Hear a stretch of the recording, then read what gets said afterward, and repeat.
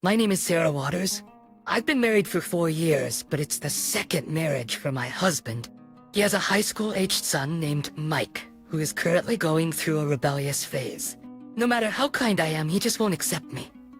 Susan is living with her grandson Mike, but she spoils him terribly. Hey, Susan is incredibly indulgent with Mike. She buys him anything he wants. Isn't that fine? My husband, who grew up being pampered himself, seems to think this is normal and doesn't see anything wrong with it. As a result, I'm treated more like a household employee. But we're not exactly living in luxury, and it's quite a struggle. Susan, you left the lights on again. So? It would help if you could turn them off. It saves on the electricity bill. That's not a big deal, is it? But the electricity bill is... If it bothers you that much, you turn them off. No need to mention it every time.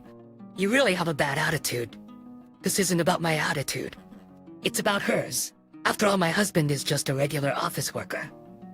Of course, I work too, but we need to save as much as we can for Mike's potential college expenses. Mike, you left the faucet running. Could you use a basin to wash your face? Man, you're annoying. It's not a big deal. You always make a big deal out of small things. No matter what I say, these two don't care. I thought about asking my husband to talk to them, but he's not much better. He apologizes when I point things out, but he doesn't seem to have any intention of changing. And at dinner, what's this? Leftovers from yesterday? Mike gets in a bad mood if he doesn't see freshly made dishes every time. This was made today? I want all new dishes. And there should be 3. Otherwise, it just doesn't feel right. He's so picky about his meals, it's like dealing with a prince. Then my mother-in-law chimes in. That's right. Serving leftovers is just laziness on the part of a housewife. Cooking is a basic duty after all, but it's wasteful not to eat leftovers. If you think it's wasteful, you eat them. Don't make Mike eat leftovers, and that goes for my son too. And what's with this dish? Is it made from vegetable scraps? I made it from vegetable peels. That's so stingy. It just screams poverty.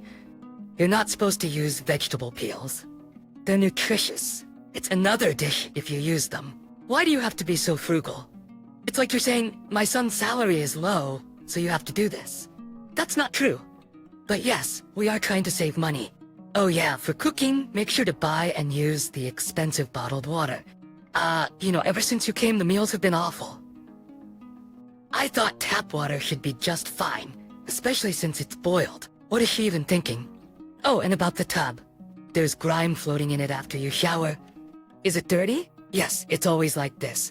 Even when I try to make a light lunch, she doesn't like it, and ends up taking Mike to a restaurant. Because of this, Susan's allowance runs out fast, and she starts asking me for money. I thought I just gave you some. That was gone in no time. Plus, it was so little, I can't buy the things Mike wants. You might not care since he's not your kid, but to me, he's my dear grandson. I want to buy him everything he desires, since you won't. Such sarcasm. One day, the topic of building a house came up. Of course I was against it, but they wouldn't listen. It's fine. We can just leave the mortgage for Mike's generation. That seemed unfair. Right, as long as Mike inherits it, no problem at all. Neither my husband Kyle nor Susan seemed to think it was unfair. But we're barely saving a little as it is. Wow, you've got savings? That's awesome. No worries then. Kyle just didn't understand. And eventually, the new house was built. Life's tough enough, and now we'll have a mortgage. I couldn't bear the thought of more sacrifices for this family. They were all dreaming about life in the new house, not considering my feelings.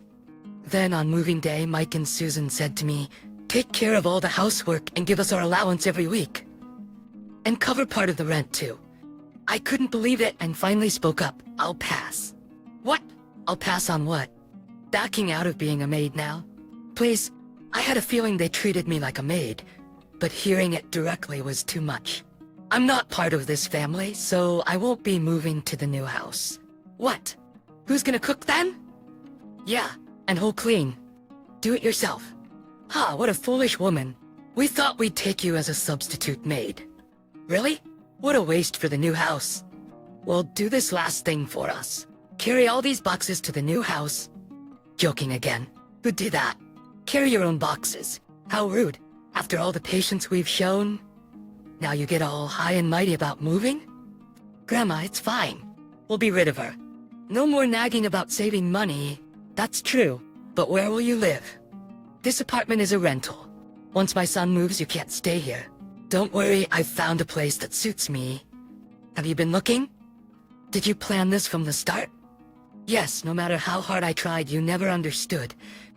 I don't want to be at your mercy anymore. Does Kyle know? No, he doesn't. But I've reached my limit. Well, we don't need you. It's a relief that you're leaving.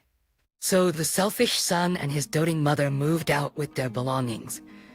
Once they were gone, I started moving to my new place. A small apartment, peaceful and within my budget. No more complaints about saving money. Such a stress-free life. But that night I got a call from Kyle. Sarah, what's going on? Oh, welcome back.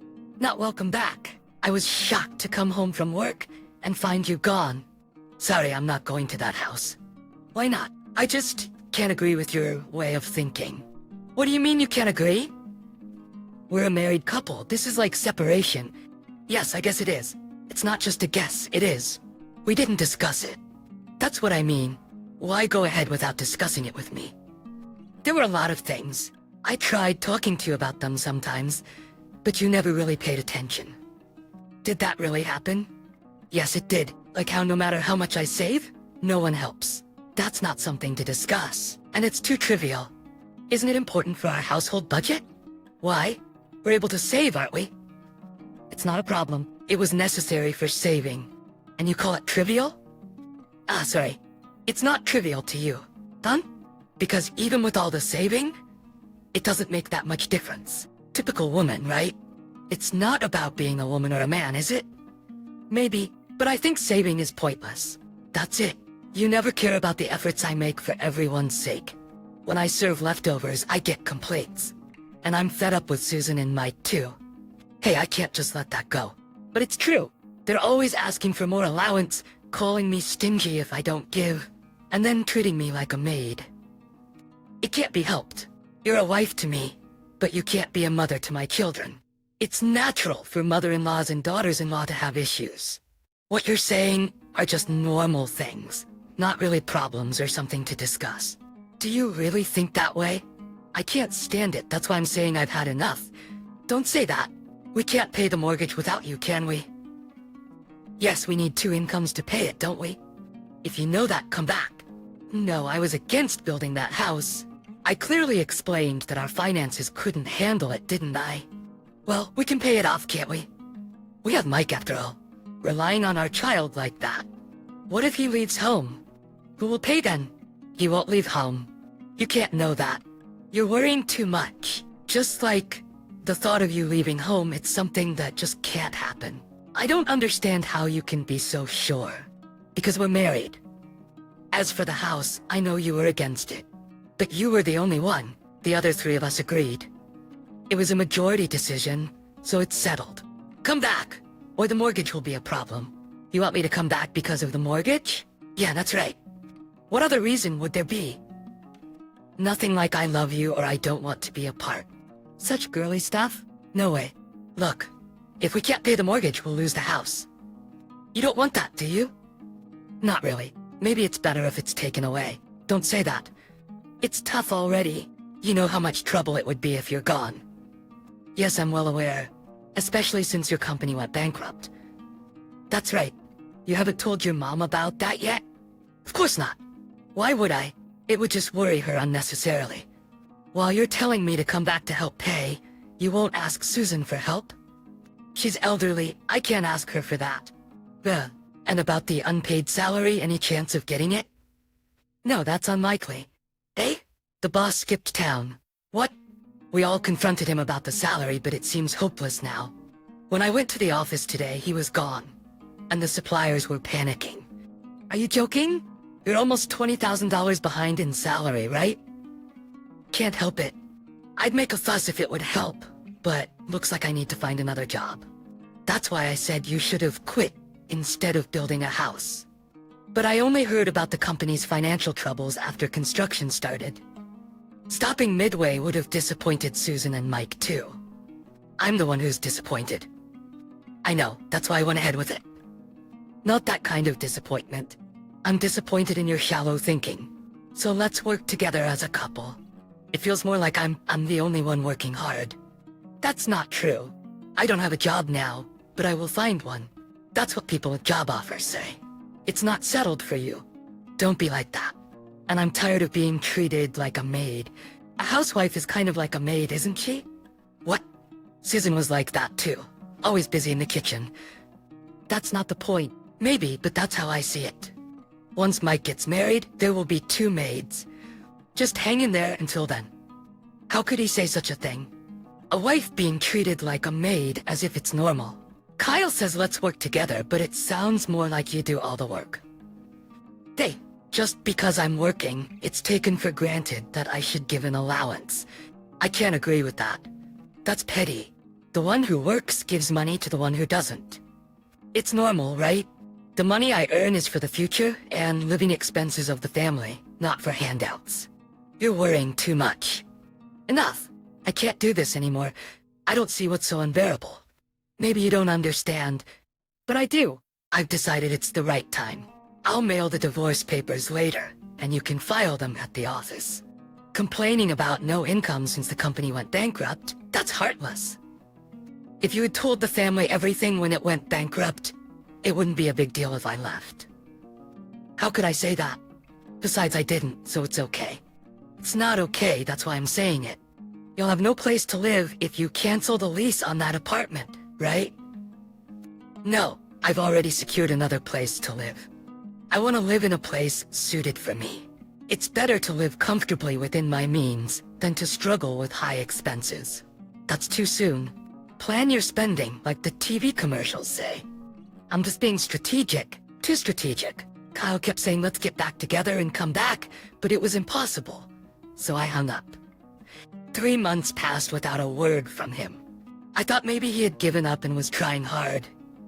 But it turned out he wasn't. He had finally found a job, but it was just part-time, and he was struggling. Now he's asking me for help. It's been a while, Sarah. Are you doing okay? Oh, Kyle, what about you? Are you okay? Yeah, sort of. You don't sound so sure. Well, did you find a job? Yeah, kind of. You're really beating around the bush, aren't you? Actually, I've only been able to find part-time work. For the entire 3 months? No, just recently. What? I've been at home jobless all this time.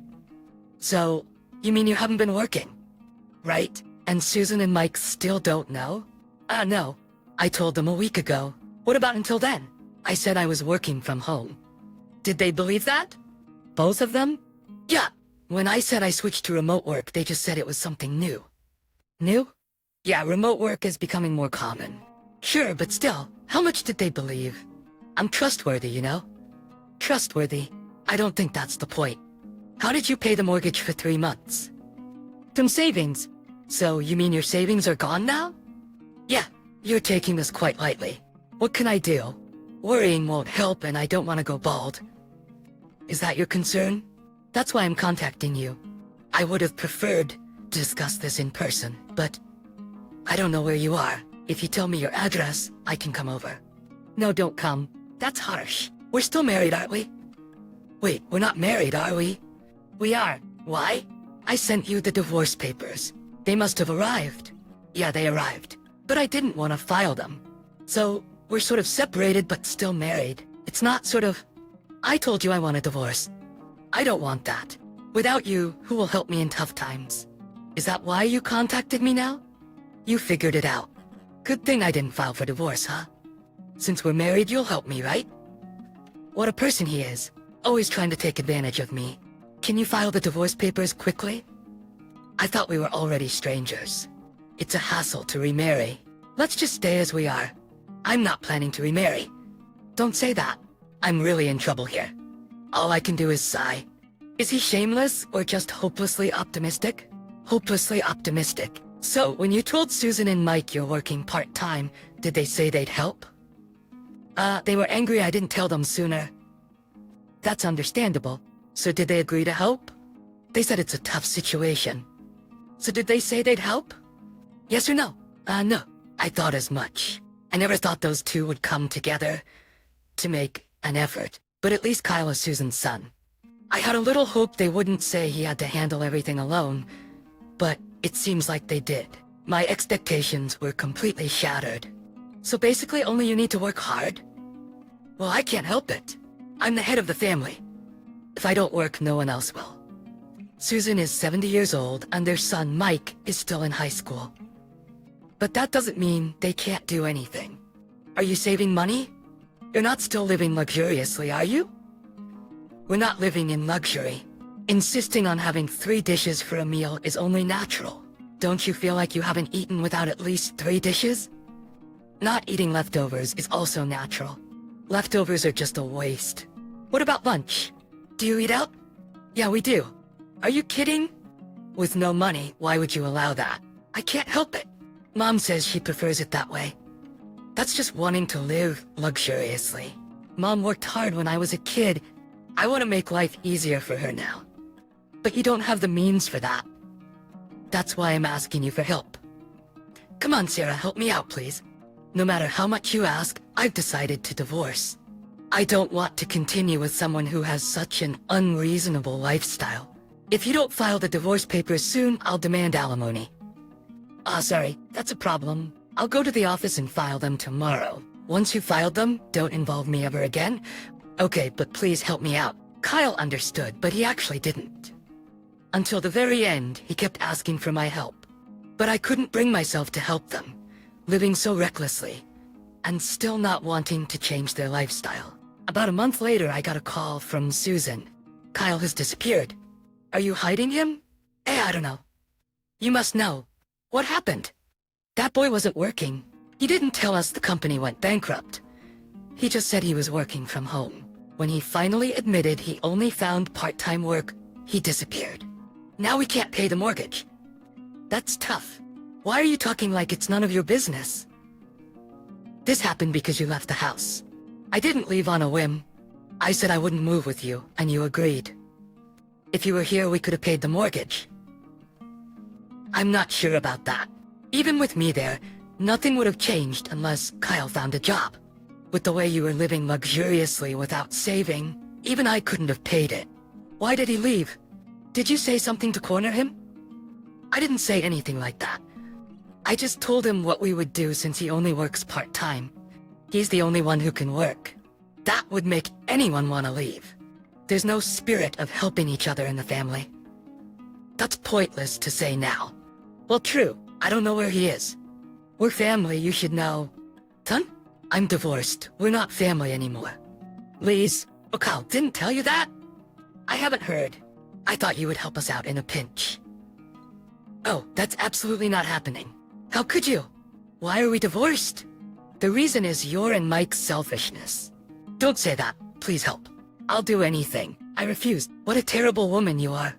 Mike's voice came through, hurling insults at me, so I hung up. Kyle never returned. Eventually, Susan made a tough decision and sold the house. But even after selling it, there was still some mortgage left. She moved to a rundown apartment and did odd jobs and part-time work as much as she could. But the strain was too much, and she eventually became bedridden. When Mike, not knowing what to do, asked her for advice, she said ask Sarah for help, and he came to me. Help me, a dejected Mike pleaded. Are you working a part-time job? I asked. No, he replied. What about school? I inquired. I'm going, he said. So you're just trying to take the easy way out? I questioned. That's impossible, he insisted. Come back when you've really hit rock bottom. What do you mean? He asked. Why are you continuing in a private high school with no money? No one will help someone who doesn't work a part-time job and just asks for help, I explained. That's harsh, he responded. Dad said I should at least finish high school. That doesn't mean it has to be a private school, I suggested. You could transfer to a correspondence course and work while studying. It's too easy to expect help without doing anything yourself, I added. That's tough, Mike admitted. He had thought he would get help, but he was told he was being naive and left. He actually dropped out of high school and started working in a factory. Now he is living a modest life while working. When I saw him on the street the other day, he had a refreshingly clear expression I had never seen before. In my heart, I cheered him on, keep it up.